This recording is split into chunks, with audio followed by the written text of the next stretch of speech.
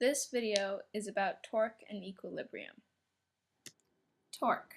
This is defined as an influence which tends to change the rotational motion of an object. For example, in this diagram, a door. Your goal is to try and open the door. When you apply force near to the hinges of a door, you will see that it is harder to get the door to move. The best place to apply force in this diagram would be F3 as opposed to F2. F3 is far away from the hinge. But you can see the location is not the only thing to consider when you want to open the door. F1 is farther away than F3, but if you were to put force on that, the door would not move. Direction of force is also important to consider when trying to achieve rotation. To define the torque, you need to know the force applied, the magnitude and direction, and the position of the point at which the force is applied. Now you're going to see a video on torque and showing what it does. This is an experiment done by Professor Walter Lewin, who is a Dutch astrophysicist who taught at MIT in 1966. So here you go.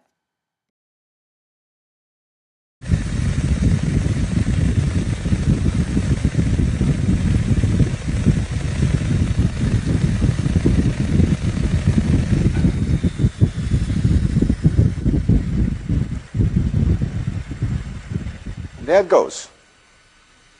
About 10 seconds. Isn't that amazing? And it rotates seen from below clockwise. Now it's going this way, and I'm going to redo the experiment, changing the direction of rotation, and then it will go the other way around. And now the angular momentum, is it rotating like this, is pointing here. Spin angular momentum is pointing like this. Torque is like this, and so the spin angular momentum is chasing that torque. I'm the spin angular momentum, I'm the torque. This is the torque. It's chasing it.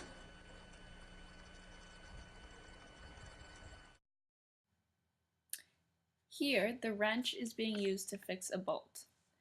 When you apply force on the lever arm of the wrench, this will be causing the bolt to twist around its axis. The force applied changes the rotational moment along an axis. This is torque. Torque can be found by the force applied times the object that the force is being applied onto. In the case of the wrench, the force applied would be times by the lever arm, because that is what is twisting.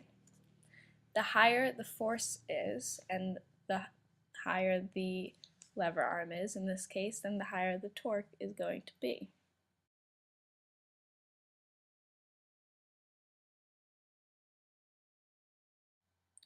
This is just a different way to write the equation that you might see. Torque equals F times D, F being the force applied and D being the perpendicular distance of force from the axis of rotation. Now I'm going to be explaining static equilibrium and how it relates to torque. As you can see on this seesaw, the two children are achieving static equilibrium. The two children are balancing on this seesaw and satisfying the two conditions of equilibrium. To achieve it, you can tell that the lighter child must sit farther away from the pivot or axis than the heavier one. This is so that the heavier child stays off the ground. This is making it so that their torques even out. The two conditions to achieve equilibrium are: 1. The net external force on the system must be equal to 0. This means that the net external forces along the x and y axis are 0. There is no force in any direction. The second one is that there must be no accelerated rotation. The sum of torques due to all external forces about any axis must also be equal to 0. These are the two equations relating to equilibrium that you're going to see. The first one satisfies the first condition, that the vector sum of external forces must be equal to 0. The second one satisfies the second condition, that the sum of torques due to external forces about any axis must also be equal to 0. This concludes our video for torque. I'll see you in class.